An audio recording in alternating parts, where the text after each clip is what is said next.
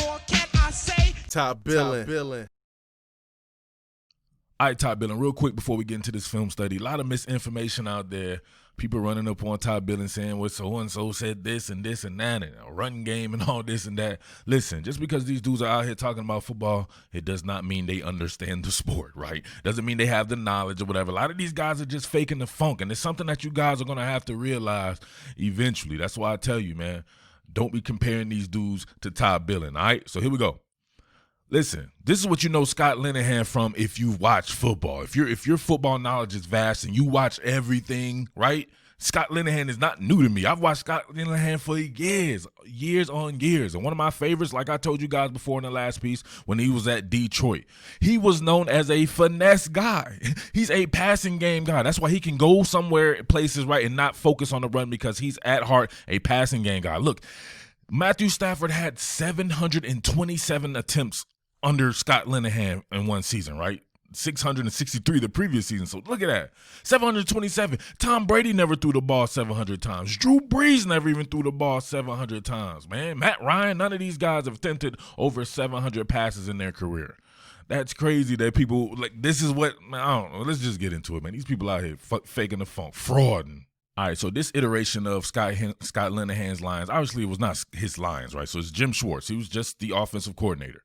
But this is when you're working for a defensive coach, this is when you really get to see what an offensive coordinator is about because they don't have any influence, right? So he's going to hire Scott Linehan and let him have autonomy over his offense, at least for the most part. At least that's the way it's traditionally has been.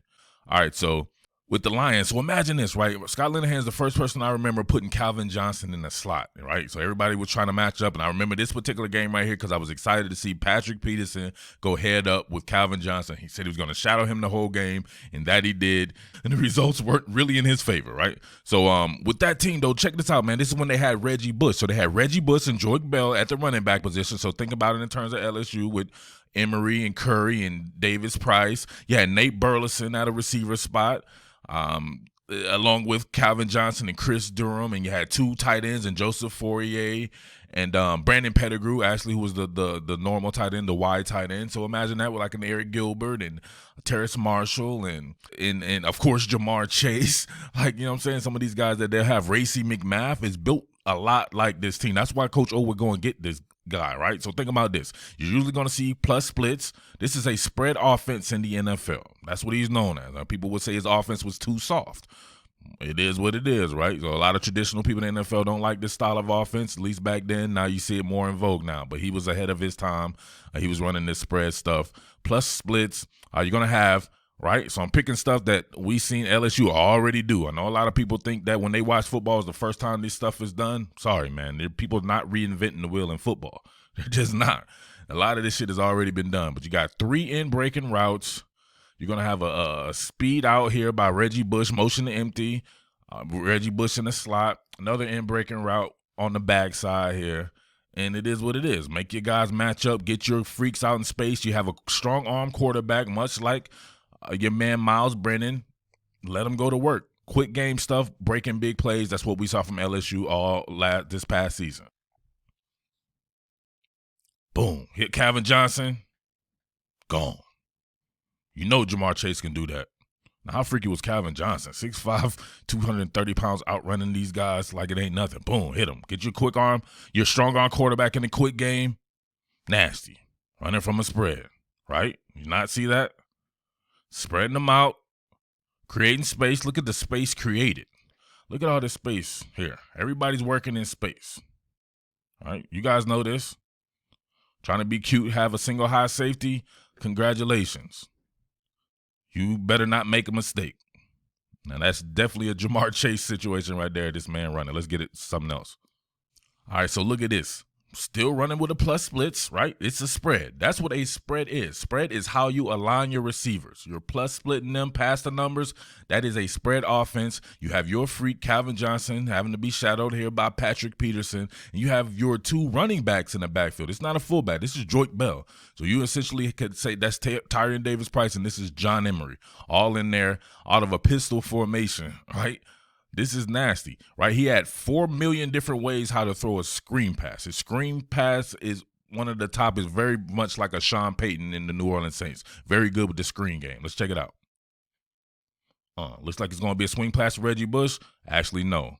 Joique Bell at a fullback position, hitting them out. And all this is done out of a spread. So look at the spacing created here. Now look at all this room to work with here. Everybody's just running pretty much clear out routes here. All the friction and the action is being paid here. A lot of attention paid to Reggie Bush coming out of the backfield, right? Coming out of the backfield, he's bluffing that. Oh, slow release screen here by Joique Bell, the other running back. So hitting the ball to Tyron Davis-Price, letting them create after the catch. All right, remember, this is not a highlight channel. This is a film study. Stuff will be slowed down, paused, and rewound ad nauseum. But we're going to show empty plays, meaning we just want to see the shell of the play, not the results, right? So that's how you study film. And tell these dudes to stop frauding up on the internet like they've done something before, all right? So we're going to have a corner route going on by Chris Durham over here. And this is one of the reasons. Remember, I popularized, I told you about the skip to my Lou route that we saw LSU run ad nauseum. Said before, it wasn't nothing that I had never not seen before, right? Never not. It wasn't something that I had not seen before, and you can see it right here with Reggie Bush. So this is a good way to do it. You still have your two backs in the backfield, still spreading them out, plus splits. Calvin Johnson here running a drive route, and this is Reggie Bush. Reggie Bush with the skip to my Lou route. I believe he's getting inside technique. He shoots that bad boy on the inside, but you can see the skip to my Lou route that we talked about here on the channel ad nauseum. Let's watch Reggie Bush. 1, 2, skip to my Lou. See? Look at that. So this ends up being what? Some type of, instead of it being man coverage, where you can see Patrick Peterson's eyes here, this was a pseudo zone coverage, so Reggie Bush had to take the cheese and what it was giving him. So, I don't know. He actually misread this. He should have shot this to the outside here, but you can see the exactly what they were trying to get at right there. He misread this for what it was, and he's getting inside leverage right here. So he should have shot this to the outside. Instead, he shoots it to the inside. But it doesn't matter, though. He's trying to hit this corner route over here. A lot of stuff, a lot of formations and everything, most of it out of a spread, if not all of it. All right, once again, spreading them out. You know that a guy like Matthew Stafford with a strong arm can work beyond the numbers, so it's not an issue with him. A lot of these guys in the NFL will have to work more on the numbers between the or right out just outside of the hashes. Obviously, the hashes are different in the NFL, but you get what I'm saying. So he has Miles Brennan, and I think that'll be Miles Brennan's strength, just like a Matthew Stafford. But we see another right here, the angle route, halfback angle that we've seen Clyde Edwards-Helaire master. We'll see that from the backs moving forward still, and then you just got a bunch of clear out routes here.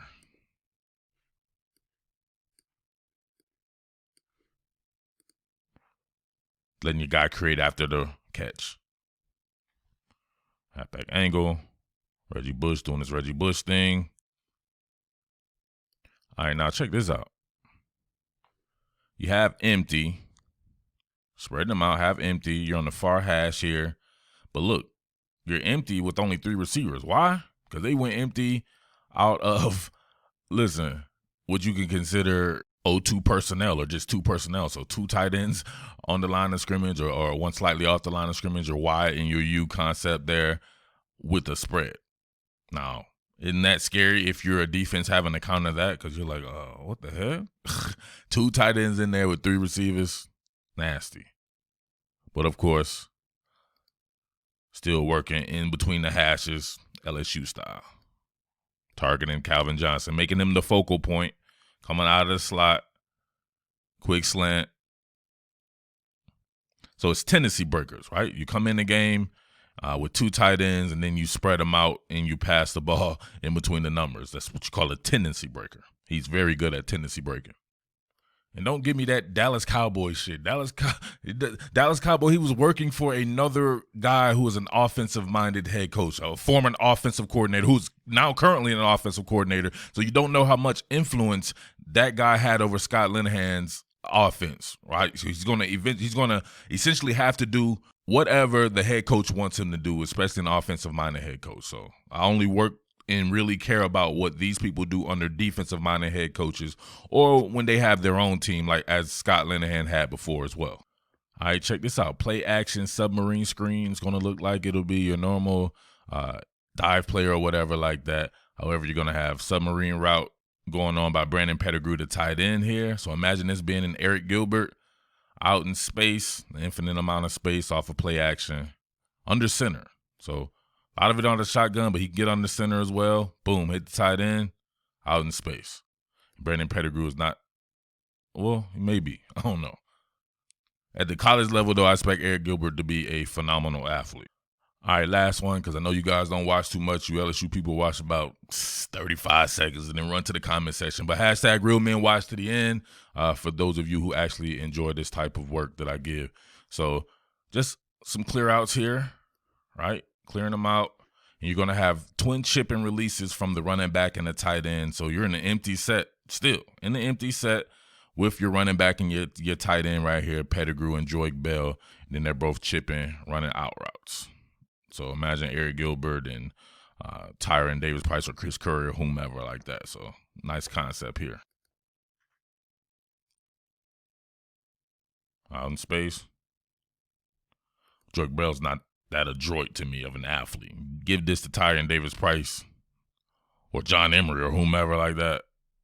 Sell it a little bit better. Actually, your boy Matthew Stafford, 48 years old, he is now. But back then, it's still staring down one thing. He should have came over here. Look at the black and release over on the other side right here. He's in pretty good amount of space. But they are in the zone defense. You can see their eyes. But this would have been the better option, clearly. So I'm pretty sure they got that in film study, and they were probably mad at Stafford at that. But you can see the actual concept itself. So there you have it, man. I just wanted to concentrate on some of the screen and quick game stuff here. We'll talk about pushing the ball down the field on another content item here. But you can see the man runs a spread. He's throwing the ball over 700 times in a season. You can't name – I can't name it. I just told you the top quarterbacks hadn't done that. So you can tell what his MO is. That's why he was a passing game coordinator for the Dallas Cowboys at one particular point in time before he took over the full OC job. But even that was under an offensive-minded head coach.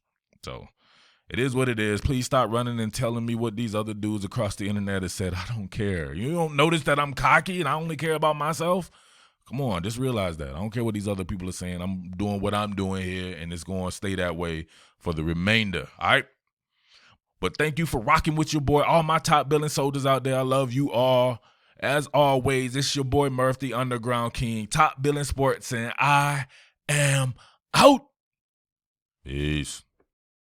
What more can I say? Top billing.